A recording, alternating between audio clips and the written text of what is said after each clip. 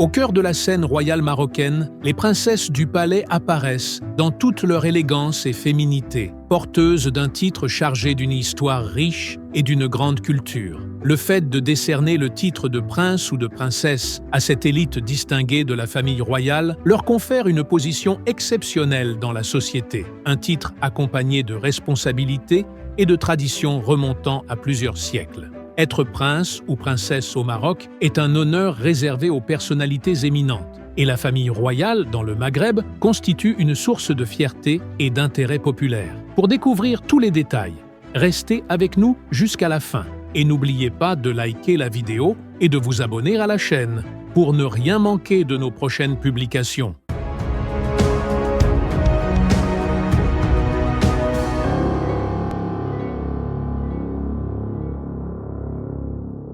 Historiquement, les rois et les princes du Maroc portaient des titres particuliers ajoutés avant leur prénom, comme Moulay pour les hommes et Lala pour les femmes, afin d'exprimer leur statut unique dans la société marocaine. La vie des princesses au Maroc a toujours été au centre de l'attention publique, car les citoyens s'interrogent souvent sur les détails de leur vie personnelle, leur mode de vie, leurs goûts et leurs passions. Cependant, peu d'informations étaient accessibles, car parler de ces sujets était autrefois considéré comme un tabou. Cette situation a poussé la presse indépendante à s'intéresser de plus près à l'actualité de l'institution royale. Avec l'accession au trône du roi Mohamed VI, certaines restrictions ont commencé à s'assouplir, permettant l'ouverture de quelques portes sur la vie des princesses. Les Marocains ont ainsi pu découvrir de nouveaux aspects de leur quotidien. Malgré cela, de nombreux éléments demeurent entourés de mystère et de discrétion, ce qui ne fait qu'attiser la curiosité du public, désireux d'en savoir plus sur ces figures emblématiques. La vie des princesses marocaines ne diffère pas beaucoup de celle des familles aisées du pays, tout en respectant certaines règles protocolaires qu'elles sont tenues de suivre. Bien qu'il soit rare de voir une princesse se promener dans les marchés de la ville ou apparaître dans des lieux publics, il est tout de même possible de les croiser, à l'occasion, dans la rue. À ce sujet, on raconte que la princesse Lala Asmaa accompagnait ses enfants à l'école, comme toute mère marocaine ordinaire. De manière générale, on peut dire que les princesses vivent une vie proche de celle des familles aisées, mais avec certaines restrictions imposées par le protocole royal. Malgré cela, elles sont soumises à des règles strictes de sécurité et de surveillance qui limitent leur liberté de mouvement. Cependant, les mariages royaux sont parmi les rares occasions où le public est invité à partager la joie de la famille royale. Le palais ouvre alors ses portes pour célébrer avec le peuple. Le Maroc a ainsi connu plusieurs mariages princiers, notamment celui de la princesse Lala Meriem, celui de Lala Asmaa et celui de Lala Hasnaa, des événements marquants et festifs auxquels les citoyens ont largement participé. Dans la suite, nous mettrons en lumière les princesses marocaines les plus influentes qui ont laissé leur empreinte dans l'histoire du royaume. La princesse Lala Meriem est l'une des figures publiques les plus éminentes du Maroc, connue pour sa forte présence et sa visibilité dans la sphère publique. Fille aînée du roi Hassan II, elle est née le 26 août 1962 à Rome. Elle a grandi dans un environnement royal et a suivi sa scolarité dans les écoles royales du Maroc, avant d'être diplômée de l'université Mohamed V à Rabat.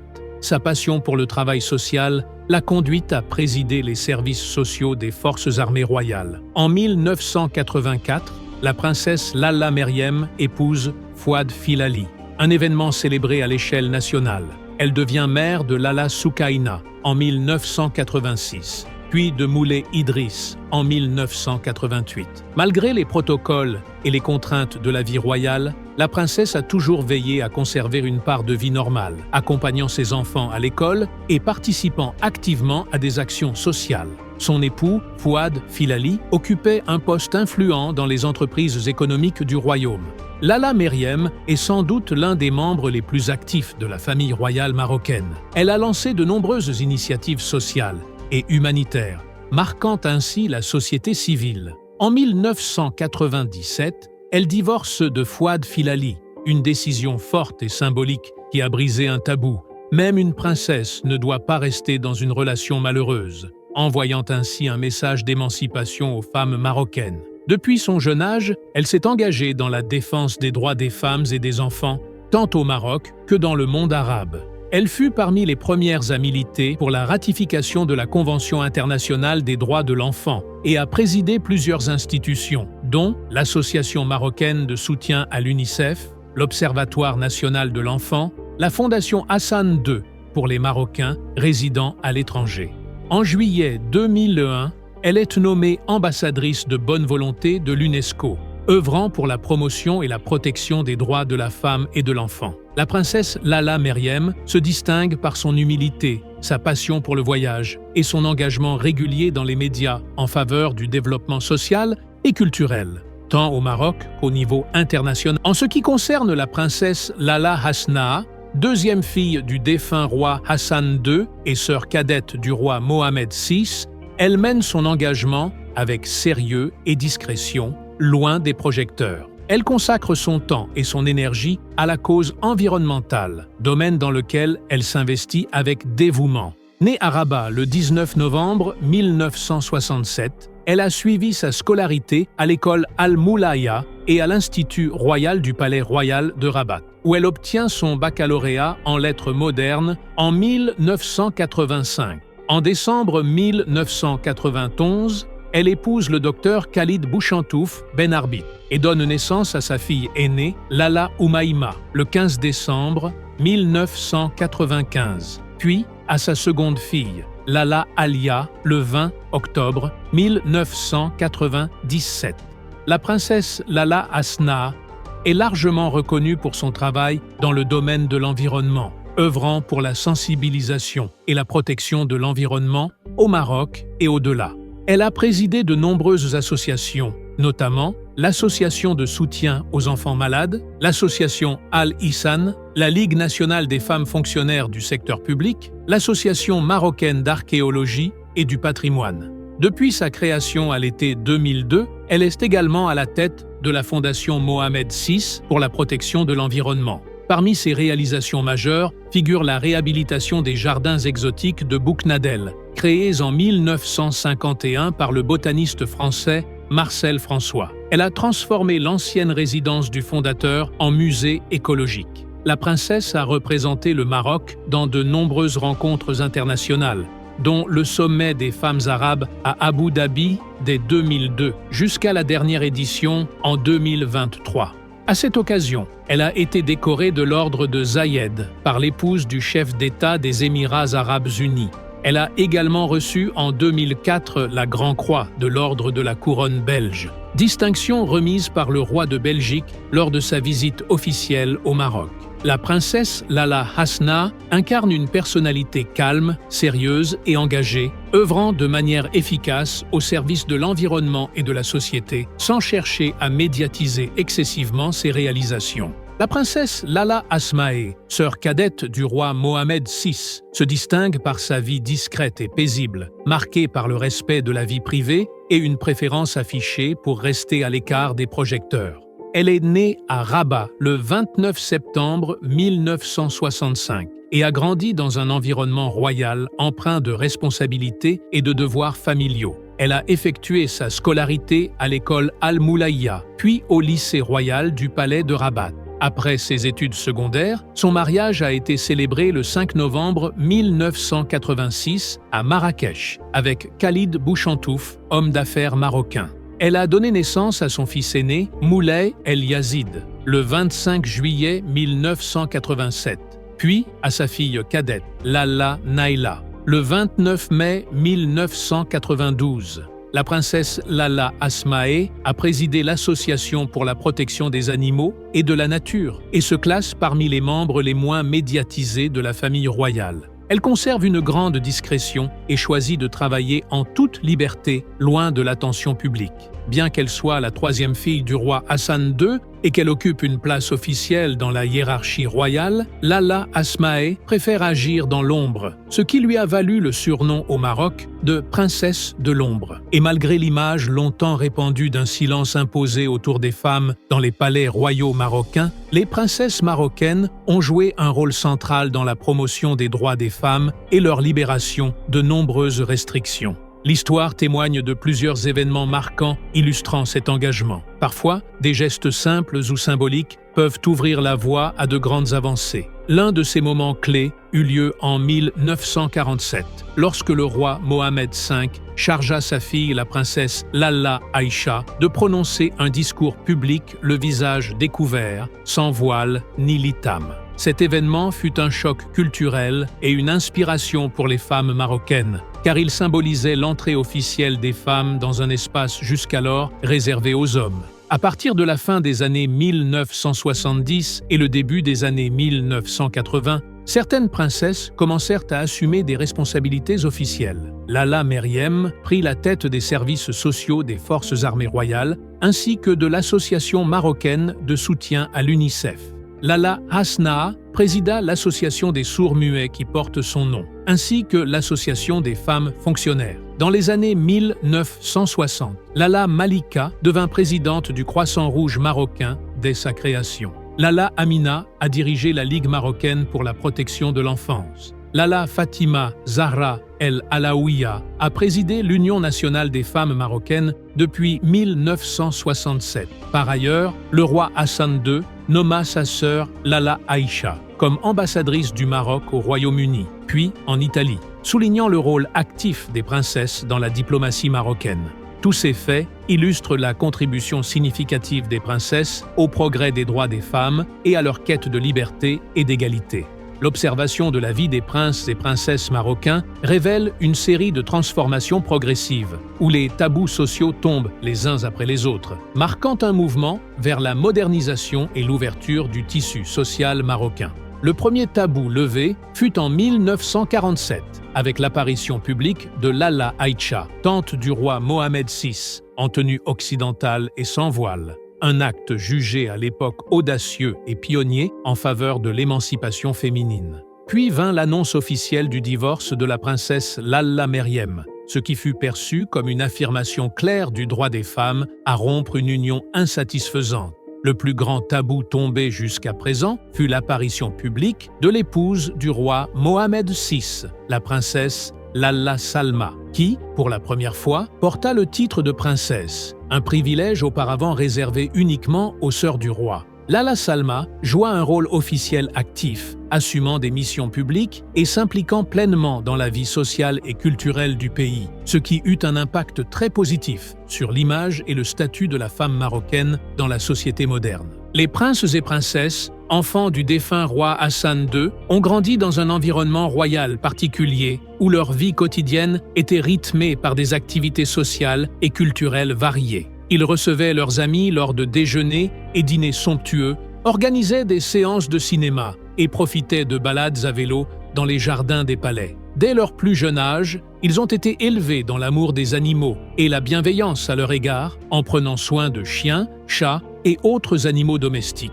Cette éducation précoce à l'attention envers les animaux a contribué à élargir leurs horizons et à façonner leur personnalité. Les trois princesses, Lalla Meriem, Lalla Hasna et Lalla Asma, ont étudié à l'Institut royal Al-Mahad Al-Maulawi, situé au palais royal de Rabat.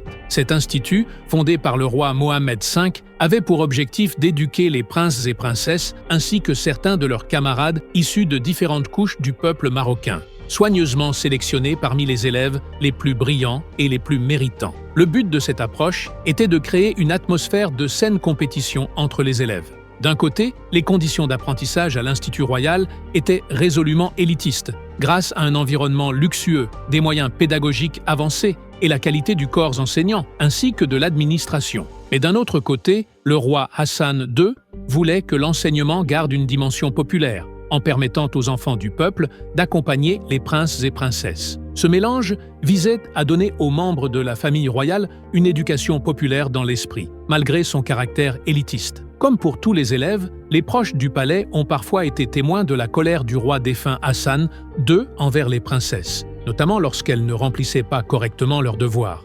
Les princesses ont même, à certaines occasions, été soumises à des châtiments corporels, une pratique qui était courante au sein de la famille royale dans le but de maintenir une éducation stricte.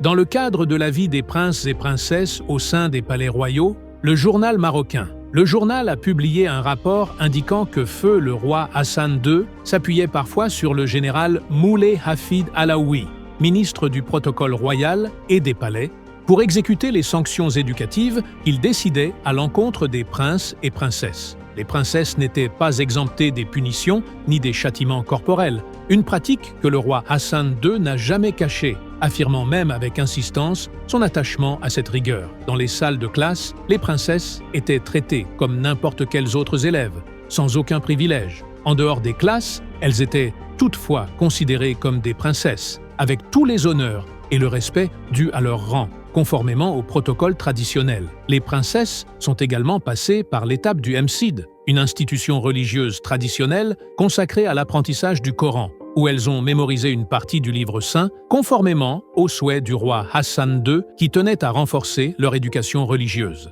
Ce type d'éducation royale, combinant rigueur et bienveillance, reflète la vision du roi Hassan II dans la préparation de ses enfants à assumer leurs responsabilités futures avec sérieux.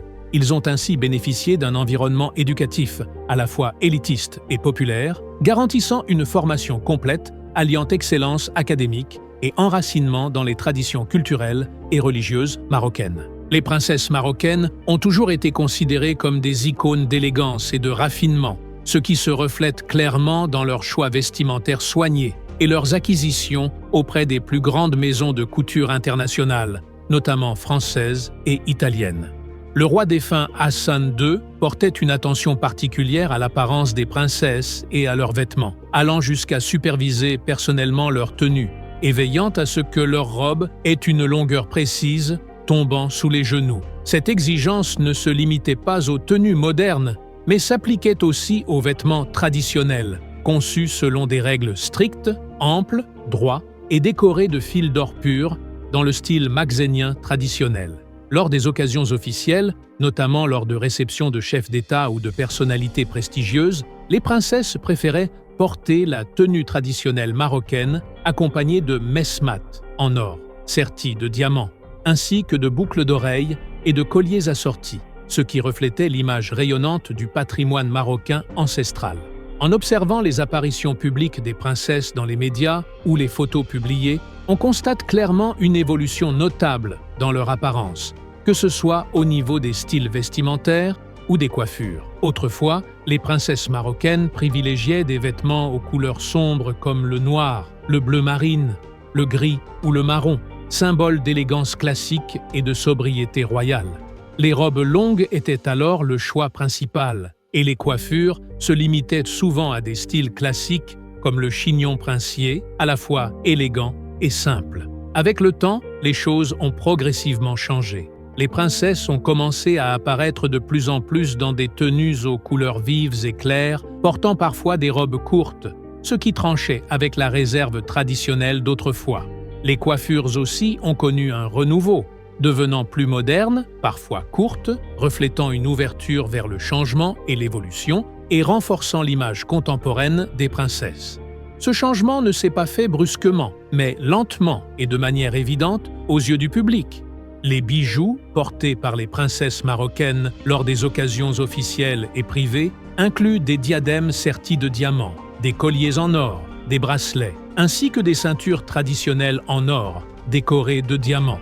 Parmi tous ces bijoux, les diadèmes restent les plus prestigieux, chaque princesse possédant son propre diadème. Ces diadèmes ornés de diamants ne sont portés que lors de cérémonies spécifiques, comme les mariages royaux, les fêtes religieuses, akika, ou certains événements officiels particuliers. Il est rare de voir les princesses porter un diadème lors d'événements officiels ordinaires ou lors de déplacements. Le diadème royal est traditionnellement offert à la princesse le jour de son mariage, et cette coutume a été préservée au fil des générations royales. Par exemple, la princesse Lalla Salma a reçu un diadème serti de diamants en cadeau du roi Mohamed VI lors de leur mariage. Ce diadème est d'une valeur exceptionnelle, orné de diamants helléniques connus sous le nom de Méander, du nom de la rivière Méandre, Méandros. Les princesses Lalla Meryem, Lalla Hasna et Lalla Asmae ont également reçu leurs diadèmes respectifs en cadeau royal lors de leur mariage. Ces diadèmes ne sont pas de simples bijoux, mais des symboles porteurs de l'histoire et des traditions enracinées de la famille royale. Les bijoux royaux sont donc des emblèmes de prestige et de tradition ancestrale, et les diadèmes sertis de diamants reflètent la noblesse et l'héritage de la famille royale. Les colliers, bracelets et ceintures ajoutent une touche d'élégance et de splendeur tout en mettant en valeur le patrimoine marocain. En portant ces bijoux lors des cérémonies officielles ou privées, les princesses préservent le patrimoine royal et contribuent à le transmettre aux générations futures. Ces bijoux ne sont pas seulement des œuvres d'art uniques, mais des pièces identitaires incarnant la culture et la royauté marocaine. Le roi défunt Hassan II avait imposé à ses filles l'apprentissage des arts et techniques culinaires, considérant cela comme une composante essentielle de leur éducation complète. La cuisine n'était pas un simple passe-temps, mais une discipline fondamentale dans leur formation. Les princesses considéraient même la fréquentation de l'école de cuisine comme une punition. Le roi Hassan II avait créé cette école dans l'enceinte du Méchoir du palais royal de Rabat, il y a plus de 2 décennies.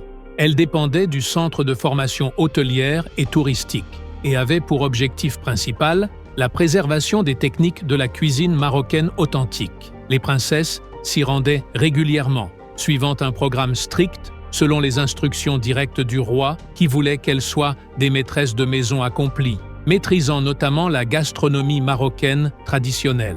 Cette école n'était pas réservée uniquement aux princesses, mais accueillait aussi les filles du personnel du palais royal. Et aujourd'hui, elle est ouverte à toutes les jeunes femmes marocaines. En 2004, environ 1500 candidatures ont été reçues, bien que le nombre de places disponibles ne dépasse pas 40. Dans cette école, les princesses ont appris à préparer les grands classiques de la cuisine marocaine, comme le tagine d'agneau aux fruits secs, le couscous marocain, la harira et les pâtisseries telles que Ka'ab el-Ghzal, cornes de gazelle. Les cours n'étaient pas uniquement théoriques, mais mettaient l'accent sur la pratique, où les élèves devaient réaliser les recettes plusieurs fois jusqu'à leur maîtrise parfaite. C'est sans doute pour cette raison que les princesses percevaient cette formation comme une contrainte sévère. Le roi Hassan II suivait personnellement les résultats et la progression de ses filles dans ce domaine, avec la même rigueur et attention que pour leurs études académiques. Depuis toujours, le mariage des rois et des princes au Maroc ne ressemblait pas à celui des citoyens ordinaires ou même des notables. Il répondait à des considérations familiales, géosociales ou à des équilibres politiques précis. En regardant l'histoire, on remarque que le père du roi Mohamed V, le sultan Moulay Youssef, ainsi que le roi Hassan II, ont épousé des femmes marocaines d'origine berbère. Mais le jeune roi Mohamed VI a adopté une approche totalement différente en matière de mariage. Il a traité cette question avec simplicité et spontanéité, comme le ferait tout Marocain, et ce comportement a été largement salué par les Marocains, car il incarnait une proximité sincère entre le roi et son peuple. Il est intéressant de noter que les beaux-fils du roi Hassan II ont été choisis selon des critères géosociaux bien définis. Par exemple, Fouad Filali, l'ex-époux de la princesse Lalla Meriem, représentait la bourgeoisie Fassi, classe aisée, influente de Fès. Le mari de la princesse Lalla Asmae, Khalid Bouchantouf, représentait le capitalisme populaire émergent à Casablanca. Quant au mari de la princesse Lalla Hasnaa, le docteur Khalil Benarbit, il incarnait la haute fonction publique et la région de l'Est marocain. En revanche, le mariage du roi Mohamed VI s'est éloigné de ses considérations traditionnelles. Il a épousé la princesse Lalla Salma, issue des classes moyennes, ayant vécu une vie simple dans un quartier modeste. Ce mariage a symbolisé la proximité du roi avec toutes les couches de la société marocaine. Les mariages des 3 princesses, Lalla Meriem, Lalla Hasna et Lalla Asmae, ont été célébrés selon les coutumes marocaines les plus rigoureuses et raffinées, et leurs noces ont duré 7 jours, ponctués de cérémonies traditionnelles telles que les préparatifs du hammam de la mariée et les soirées du henné. Les mariages royaux ont respecté toutes les étapes du mariage marocain authentique, en mettant à l'honneur la diversité des traditions régionales du royaume. Les princesses ont incarné, lors de leurs noces, la richesse des coutumes marocaines, vêtues de sublimes habits traditionnels ornés d'or pur et de bijoux ancestraux. Les grandes princesses marocaines, Lalla Fatima Zahra, Lalla Aïcha, Lalla Malika et Lala Amina, tante du roi Mohammed VI,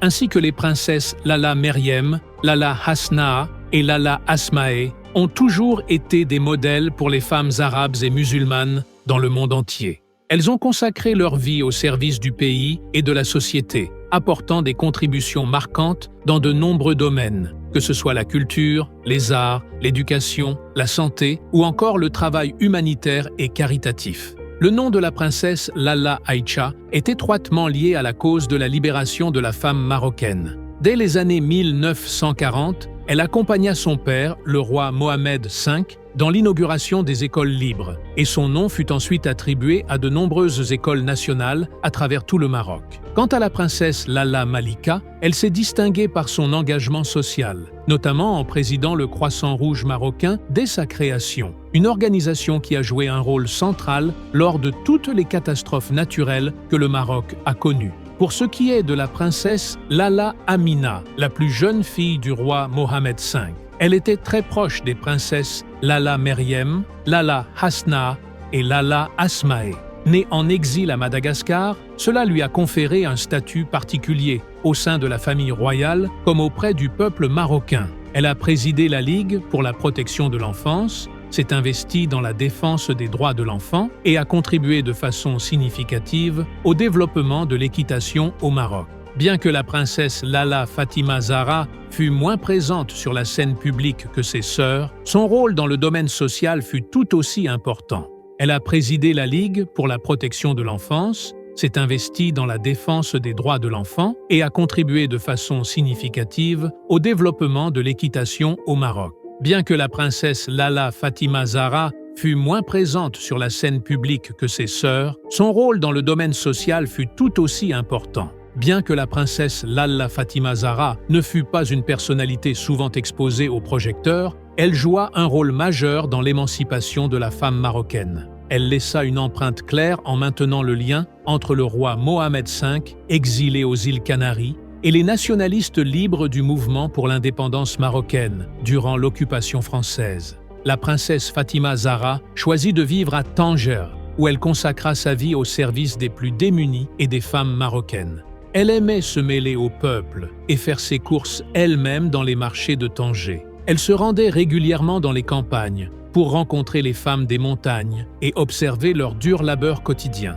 Elle passait des heures sous les arbres ou à côté des rochers à discuter avec elles de leurs problèmes et aspirations, insistant toujours sur l'importance de soutenir les femmes modestes et de refuser leur soumission excessive. Pour comprendre le parcours de cette princesse populaire, il faut remonter à la fin du XIXe siècle, après la mort du sultan Moulay Hassan Ier, lorsque son fils Moulay Abdelaziz monta sur le trône à l'âge de 16 ans. Bien qu'ayant peu d'expérience, Moulay Abdelaziz bénéficiait de la confiance de son père, qui lui conseilla de préserver l'indépendance du pays face aux convoitises étrangères.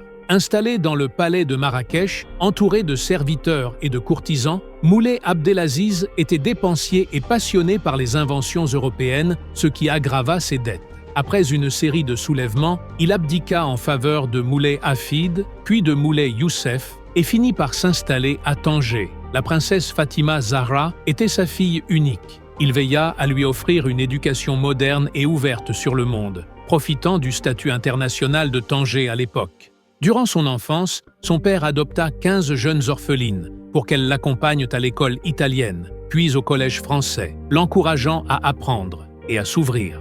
À l'âge de 7 ans, elle voyagea avec son père en France, où elle arpentait les rues de Paris en rêvant d'une vie pleine de liberté et de nouvelles expériences. Elle fut la première princesse à dévoiler son visage en public et mena une vie pleine de défis dans le palais de Tétouan en raison du poids du protocole. Cependant, elle exprimait toujours la nécessité de l'éducation pour les femmes et les encourageait à refuser la soumission excessive. Après l'indépendance, le roi Hassan II lui proposa de fonder l'Union nationale des femmes marocaines, ce qu'elle considéra comme une occasion de promouvoir la cause féminine.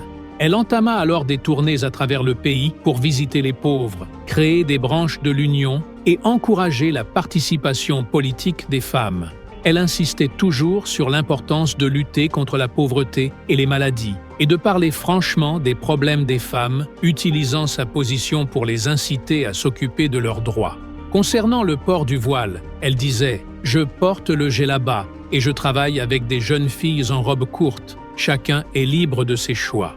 Sur la question de la polygamie, elle mena une forte campagne contre cette pratique, conseillant aux femmes d'imposer des conditions strictes dans le contrat de mariage. Actuellement, la princesse Lala Khadija, fille du roi Mohamed VI et de son ex-épouse, la princesse Lala Salma, est l'une des figures les plus en vue de la famille royale marocaine. Née le 28 février 2007 à Rabat, elle a, depuis sa naissance, attiré l'attention du peuple marocain et des médias internationaux. La princesse Lala Khadija a bénéficié d'une attention particulière, non seulement parce qu'elle est la fille du roi, mais aussi parce qu'elle incarne la nouvelle génération de la famille royale. Elle poursuit sa scolarité à l'école princière du Palais Royal, un établissement d'élite offrant un enseignement de haut niveau, conforme aux standards académiques et culturels les plus récents. Malgré son jeune âge, la princesse participe à certaines cérémonies officielles aux côtés de son père, le roi Mohamed VI. Lors de ces événements, elle apparaît vêtue de tenues traditionnelles marocaines qui reflètent la richesse du patrimoine culturel du royaume. Ces apparitions symbolisent le lien entre la nouvelle génération et les traditions du Maroc et renforcent l'attachement du peuple marocain à sa monarchie. La princesse Lala Khadija représente également l'avenir de la famille royale marocaine. On s'attend à ce qu'elle joue un rôle important dans les domaines caritatifs et sociaux, à l'image de ses parents et des autres membres de la famille. Grâce à son éducation et à sa formation, elle est appelée à promouvoir les valeurs royales et à servir la société marocaine, tout comme son frère aîné, le prince héritier Moulay El Hassan, qui assume déjà de grandes responsabilités en tant que futur roi du Maroc. Bien qu'encore jeune, le prince héritier participe régulièrement aux cérémonies officielles et aux fêtes nationales aux côtés de son père, incarnant ainsi un symbole d'unité nationale et de vision pour l'avenir du pays. Il se distingue par sa prestance et ses compétences en leadership, attirant l'attention du monde sur son rôle potentiel à la tête du royaume. En conclusion, les princesses du palais royal marocain ne se limitent pas à incarner l'élégance et la beauté, mais se présentent comme de véritables modèles de leadership et d'impact positif sur la société. Leur valeur réside dans leur attachement à l'authenticité et aux traditions marocaines, tout en affichant une grande capacité à s'adapter aux exigences de l'époque contemporaine. Par leurs contributions actives dans les domaines culturels, sociaux et humanitaires, elles élèvent le niveau de la société marocaine et renforcent la position du royaume sur la scène internationale. Et ainsi s'achève notre regard sur les princesses du palais marocain. N'oubliez pas de vous abonner à la chaîne et d'activer la cloche pour ne rien manquer de nos prochaines vidéos.